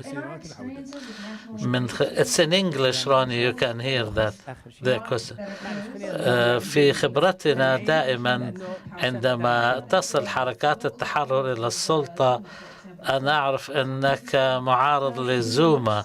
هل يمكن أن تعطينا فكرتك كيف يمكن أن نجابه الأضرار عندما تتحول حركة كفاح مسلح إلى حركة سلطة أو حزب حاكم؟ And I know that you're a vocal opponent of Zuma, for example. So I was wondering if you could give your opinion as to how to avoid this kind of rot that happens within national liberation movements when they. شكرا جزيلا لمحاضراتكم القيمة. سؤالي لروني سؤال قصير. ماذا كان المنطق الرئيسي في العلاقة بين حزب العمال الكردستاني والحزب الوطني الإفريقي ANC? Thank you very much for your presentation. My question for Ronnie. So a very short question. Thank you very much for your presentation. My question to Mr. Mu'in Al-Taher. Generally speaking, why most of Islamic groups and liberation groups, for example, in South Africa, the ANC was by and large a leftist group, and these leftist national liberation groups do not give up their armed struggle before achieving political gains. In the Arab world and with the Muslim movements, most of them, they give up the arm before achieving anything politically. We saw that in Jordan, we saw that. What is your question? Okay, the question, why can't the Islamic and Arabic resistant groups combine political activism and armed activism? Why do they have to give up one for the other? Let them answer now, then we'll take a second round. If you answer 2 minutes each.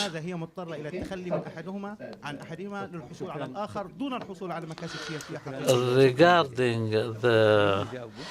the problem that ideologically driven groups and the problems they have regarding the question of the authority of God. We cannot put an end to struggles or conflicts if they are not of a religious inclination. They will start asking for other types of rights. So the question should be, what will be the consequences?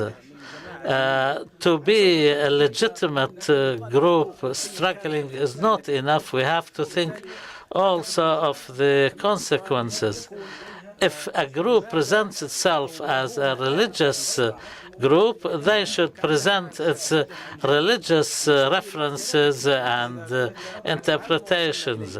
By the way, in Libya, Gaddafi really hunted everybody. Nobody was outside the prison. It was only him and his tent. No leftists, no communists, no Islamists, no pan-Arabists. Everyone was in prison. So therefore, what we must contemplate is the consequences of our armed struggle, whether our launching pad is a religious one or any other philosophical inclination. Ronnie, your questions, please.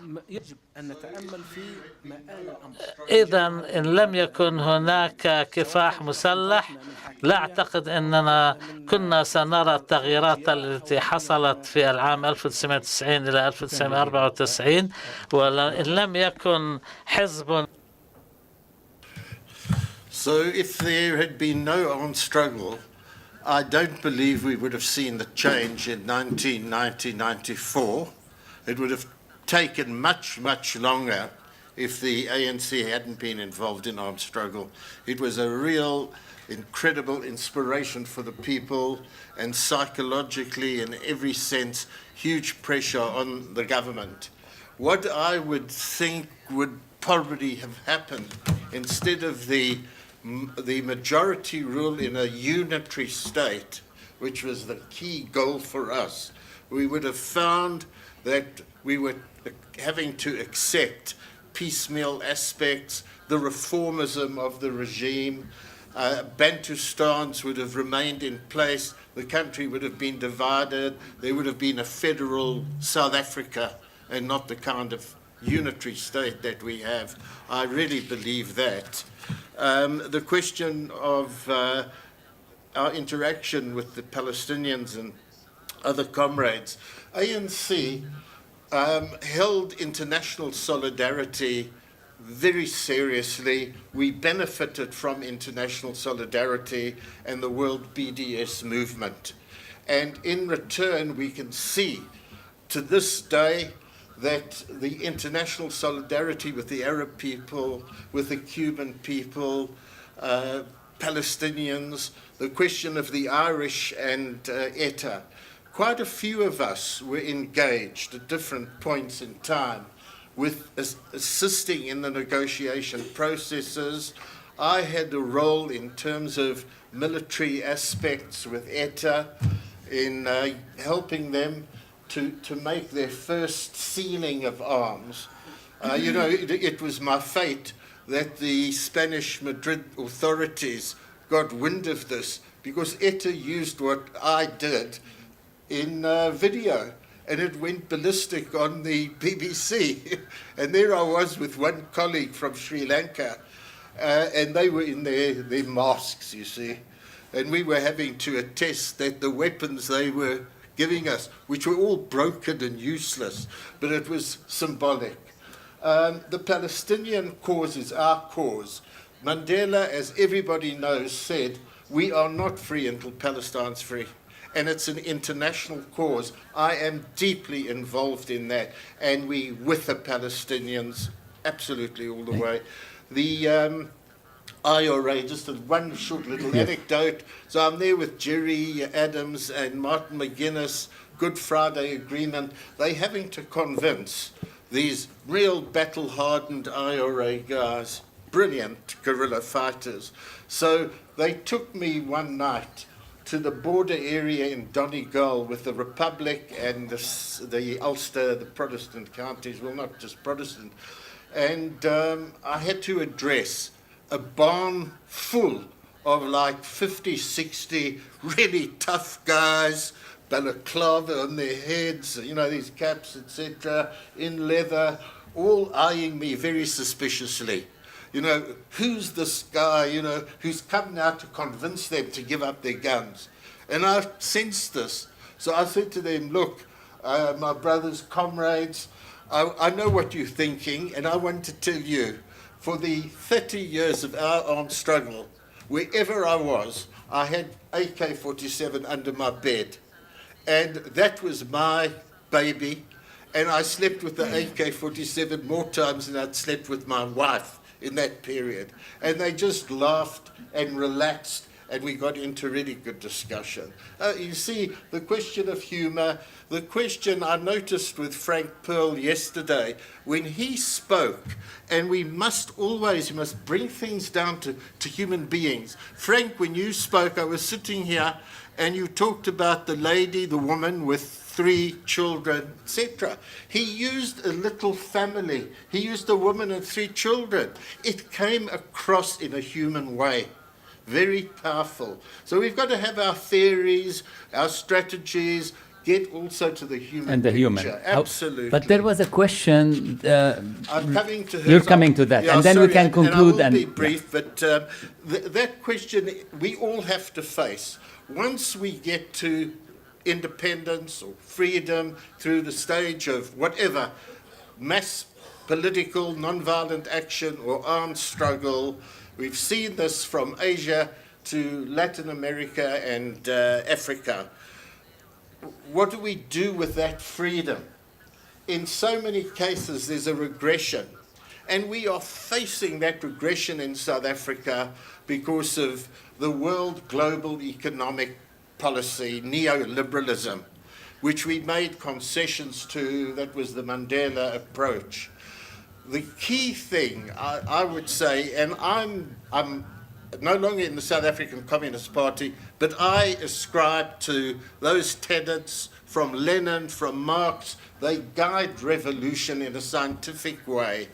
And Lenin said, when they were debating with jihadists as well as workers' representatives from America to Europe in the Comintern in 1920 or so, and the issue then was about national liberation struggles, and yet these were all communist parties. It was 1922, about working class struggle and coming to socialism. What about national liberation? He had a big debate with a guy called Roy out of India, who got Lenin to change and accept how important national liberation is. But Lenin said that the outcome of national liberation, if it is going to be anti-imperialist for your own economic development, don't rely on the bourgeois leadership. In other words, the business people and the people that way inclined. You have to have your working class on board, your peasants on board. If you don't have that in your broad movement, then you don't feel that pressure that workers give for a real economic change, and you don't have the discipline that they demand on the intellectuals and on the more wealthy people. Okay. Thank you. Thank you very much. Mine? Just on the PKK, we haven't been much involved with them, but that falls into the ambit of our position on international solidarity. Okay. Thank you. Is that mine? For the African National Congress in South Africa in support of the Palestinian people would continue. I think there is talk of organizing a conference soon in South Africa to launch an international coalition against the Zionist apartheid regime. And of course, being held in South Africa in itself is symbolic enough. As what Dr. Muhammad said about the importance of representation, even the Arab countries realized in 1964 that they cannot ignore the fact that the need for a Palestinian organization to represent the Palestinians. For this reason, the PLO came into existence. Even the first National Council, which was held in Jerusalem, and King Hussein opened it. There's no problem about that. The problem is not whether the PLO is a representative of the Palestinians, but how this representation was used. And for example, if the Arab lands occupied 1967 should be the responsibility of Arab countries, if that was the case, then the Palestinian lands occupied in 48 should be the responsibility of the PLO, for example. I know that the Israelis would not engage in any real solutions with anybody. This is the problem. They come to the PLO, say, do this about your national charter, recognize Israel, do that, because you have to rehabilitate yourself. And so instead of being a representative of the people of Palestine and their rights, started engaging in compromises. As for the deal of the century, although I am almost totally against Abu Mazen, Mahmoud Abbas, but his position vis-à-vis the deal of the century is positive. The problem is he couldn't translate this position into something positive. The minute Trump announced that he will move his embassy to Jerusalem, Abu Mazen had the opportunity, but he wasted, unfortunately, to turn the tables. For example, when it comes to the resistance, there is a lot of discrepancies between Fatah and Hamas, which is hindering reconciliation. As for the return marches, I think it managed to achieve some objectives, but they should be developed even further. You know, in the past, that if a Palestinian boy stole a cow from an Israeli settlement, the following day the Israeli army would invade the entire village. Now the Palestinians send balloons to burn farms. They do all sorts of things, but the Israeli army cannot do anything. In this sense, the marches have achieved something, but I say there should not be reconciliation in Gaza until they're trying to pass this new deal of the century. They want Gaza to be neutralized to enable them to pass these projects. The gentleman who asked about armed activism and unarmed activism, we have to think first, what do we mean by political means? What tools we should use? The first intifada, the first uprising, was misused in the end because we could not invest in it properly. Thank you very much. We have time for 3 questions, and then we have a quick conclusion. Anybody from our guests from outside Doha has a question?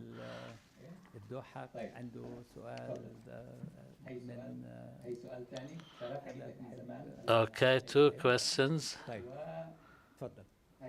Okay. Okay, please forgive me. 3. نعم، هي سؤال ثاني وهي الثالث. معلش سامحني. Thank you. I just thank you very much for this very interesting panel. Learned a lot from the different cases. Brief questions. One goes to also to Frank from the first day's yesterday's discussion, but also Ronnie. Speaking English. Yes, I say thank you, by the way. And I think with very interesting presentation, all of you. The cases are also as such very important case. I want to ask one question that is common also, that goes to what Frank's presentation on Monday. That is about, you mentioned it in your PowerPoint, about the secret nature of negotiation.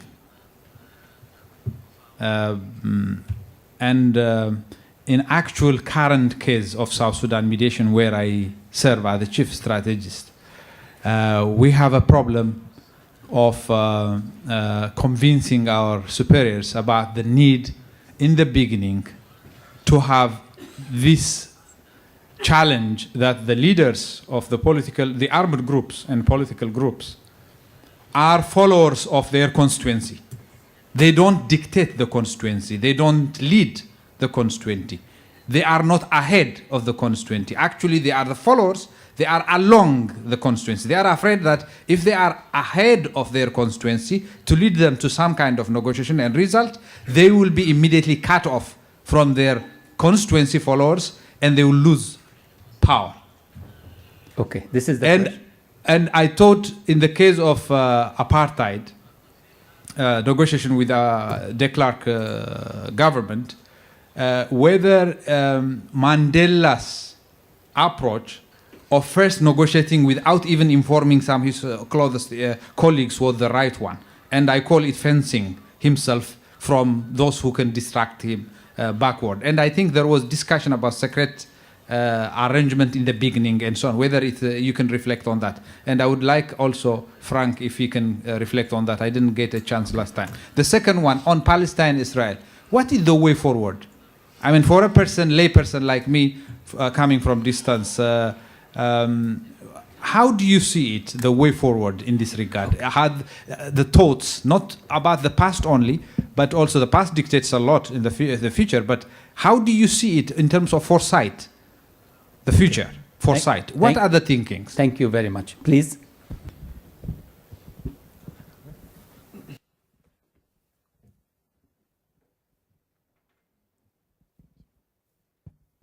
My brief question is for Ronnie, is that during the struggle, was there any military alliance or collaboration with organizations or governments in the Arab and Muslim world, excepting Somalia? You've written about the Ventura episode in 1972 from Somalia, and also there was military training in Azerbaijan, but I'm just wondering about alliances with Muslim countries during the liberation struggle on the military level.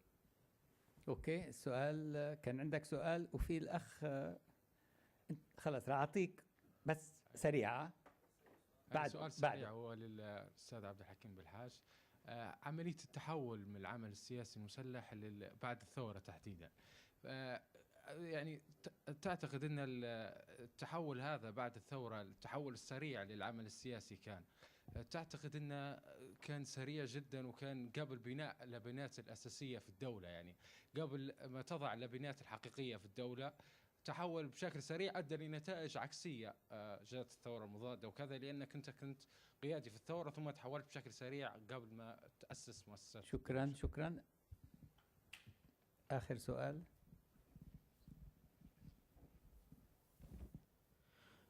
سؤالي للأستاذ عبد الحكيم، الإنسان ابن بيئته، تجربتكم في الجماعة الليبية المقاتلة، طبعا أفغانستان أثرت عليكم الجماعات اللي قابلتوها هناك من الجهاد المصريين إلى غيرهم، مقارنة بالناس اللي ذهبوا إلى الغرب إلى بريطانيا في مرحلة تالية، أو يعني ما تأثير البيئة سواء البيئة الغربية المجتمعات الليبرالية وبيئة أفغانستان على قيادات وعناصر المقاتل؟ وشكرا.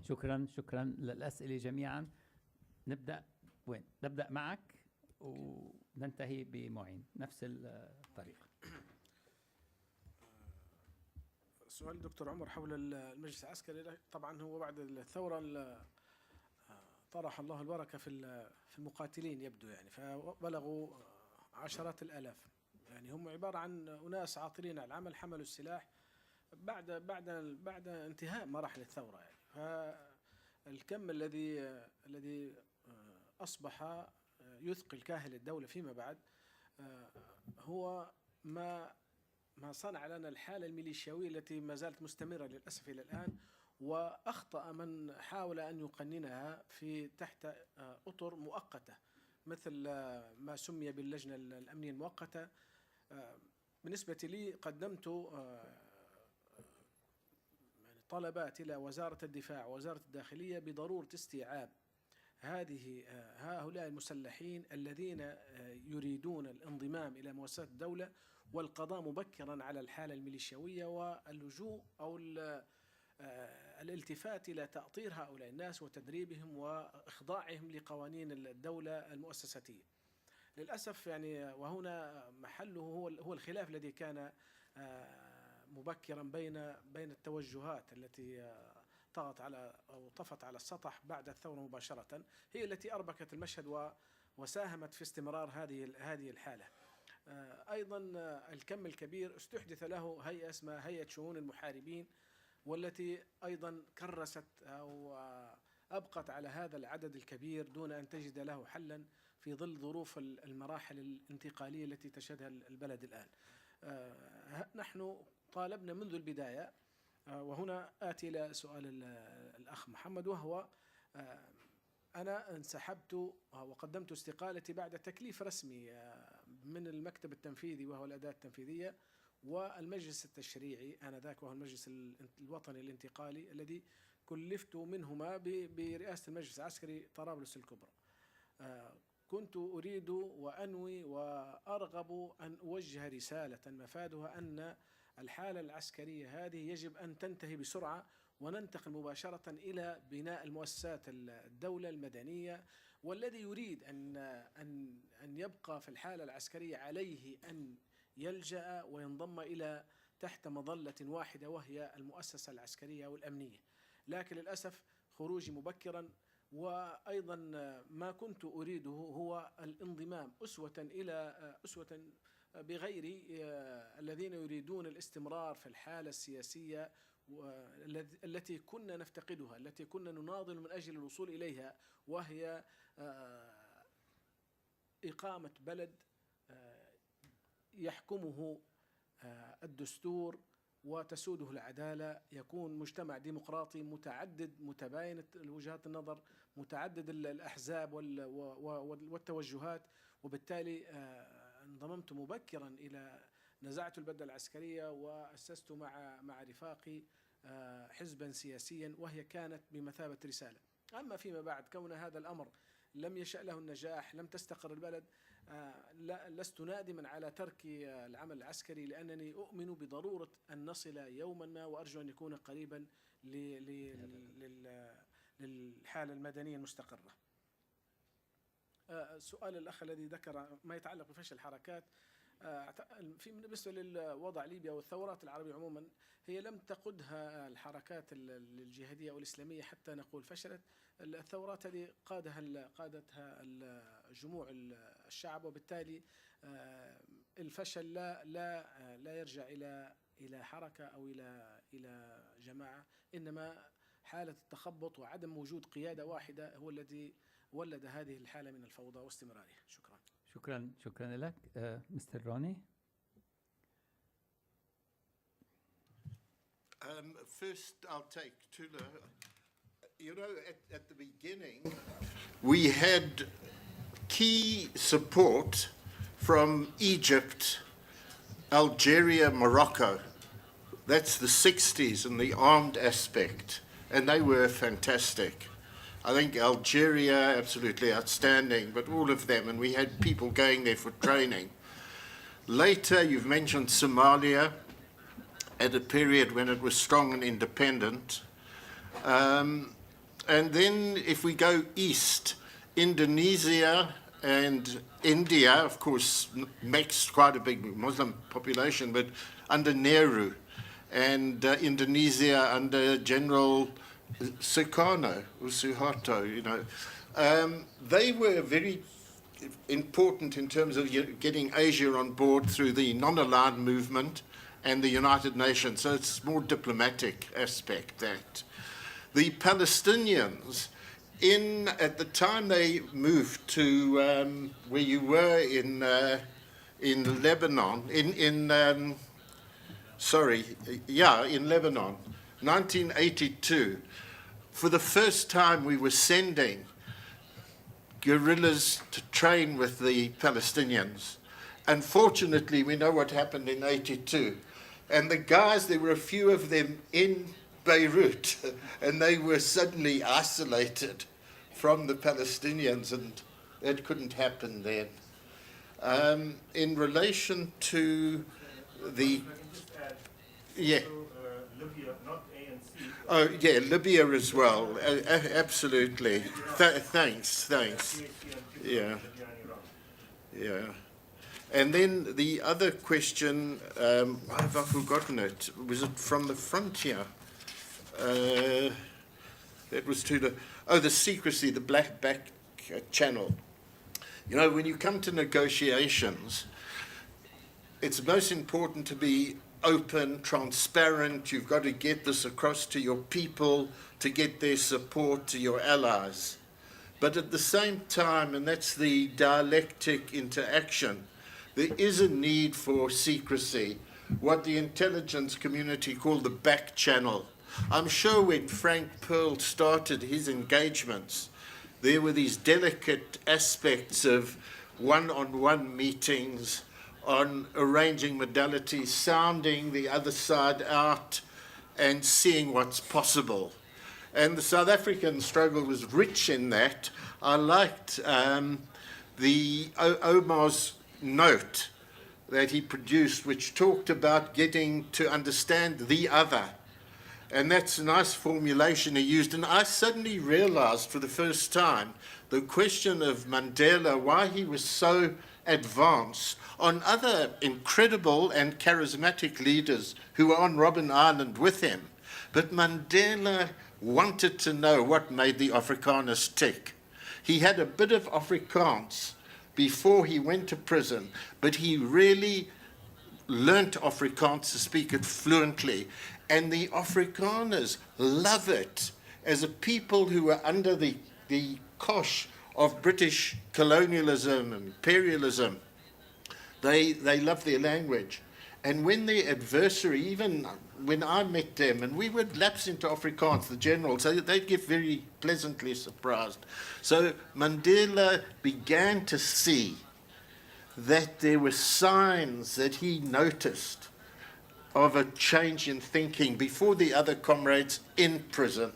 And that's when he was prepared and had the courage on a one-on-one, on him alone, to interact with some of the regime intelligence people and then ministers. But it was paralleled by his former close colleague, Oliver Tambo in Lusaka. And he also created the back channel with South African intelligence, and that created the basis to go forward. Thank you. Thank you very much.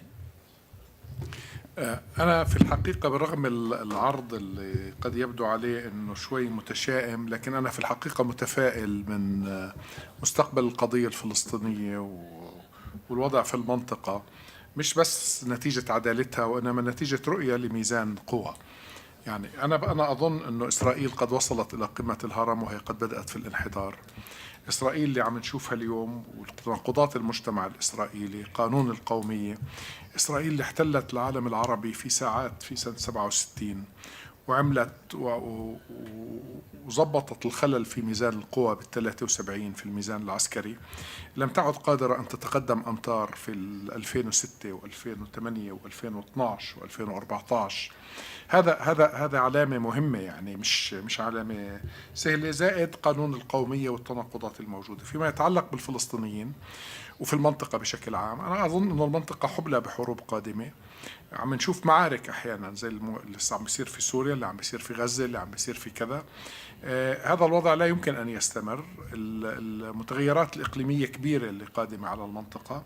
على المستوى الفلسطيني أنا أظن أنه إذا تحقق نموذج من هبات في الضفة وصمود في غزة ونضال في العرب بين عرب ال48 ضد قانون القومية، ونضال ضد التطبيع في العالم العربي، ونضال ضد الأبرتايد في داخل فلسطين كلها وخارجها في العالم لتحقيق عزلة حقيقية لإسرائيل، أنا أظن أنه ستحدث تغييرات كبرى في بنية المجتمع الصهيوني، ستحدث تغييرات كبرى قد تضطر حتى القيادات الإسرائيلية زي ما سحبت من غزة في يوم من الأيام أن تعيد النظر في مشروعها التوسعي. وأنا أظن أنه هذا يعني لن يحتاج حتى إلى وقت طويل. شكرا. شكرا جزيلا لجميع المتحدثين فردا فردا بكل ما أعطوه من جهود وطاقة. في عندك كم ملاحظة؟ نعم. الأستاذ ياسر سأل عن كون الإنسان ربيب البيئة، فأعتقد إسقاط هذه القاعدة عن المجموعة التي الجماعة الإسلامية المقاتلة، هم الذين ذهبوا إلى أفغانستان رجعوا وهم في منظمة واحدة وتبنوا نفس الهدف وسعوا إليه. لم يذهب إلى الغرب إلا بعد أن انتهينا من مرحلة الصراع مع النظام. الأمر الآخر، كان الأعضاء الذين يقيمون في الغرب هم عشرات من الجماعة أيضا، كان لهم دور عندما كنا نحن نتفاوض مع النظام في السجون. كانوا أيضا يضغطون ببياناتهم ورسائلهم. أعتقدهم كانوا وخدموا السجناء الذين حاول النظام أن يؤخر الإفراج عنهم أو يتلكأ في أن يفرج عن خاصة المهمين من السجناء. أعتقد أنهم كان لهم دور إيجابي، ولم يعني تؤثر فيهم حتى البيئة في أنهم يتأخروا عن دعم القضية، وإن كان طبعا لكل بلد ولكل ساحة ظروفها ومقتضياتها. شكرا جزيلا أستاذ عبد الحكيم، مستر روني، أستاذ معين. أشكركم جميعا على تفاعلكم وتحياتي لكم في بقية اليوم.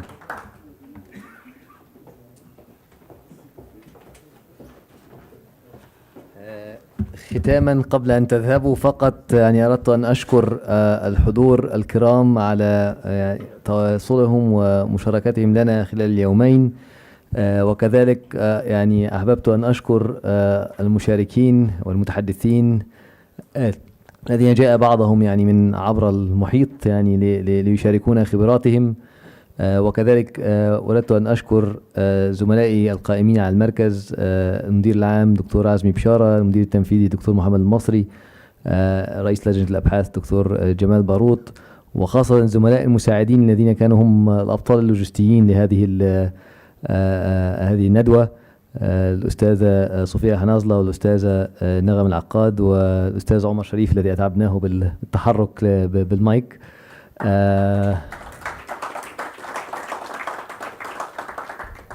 وكذلك يعني أود أن يعني أقول لكم أن هذه فقط بداية الطريق، يعني هذا الموضوع به الكثير. طبعا النقطة التي أوردها الأستاذ معين أن هذه المنطقة مقبلة على حروب، يعني نحن نأمل أن هذه الدراسات تدفع من السلاح إلى السلام، أو بعد الحروب يعني تساعد في إحلال السلام وتثبيته يعني.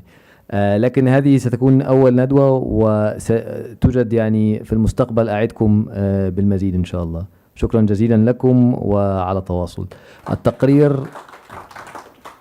نقطة أخيرة، التقرير سيصدر قبل نهاية العام، تقرير هذه الندوة بالتأكيد قبل نهاية العام، وكذلك سيصدر فيما بعد كتاب بنسختين عربية وإنجليزية يتكلم عن موضوع الانتقال من السلاح إلى السلام بالتفصيل. فتابعونا على موقعنا وشكرا لكم جزيلا.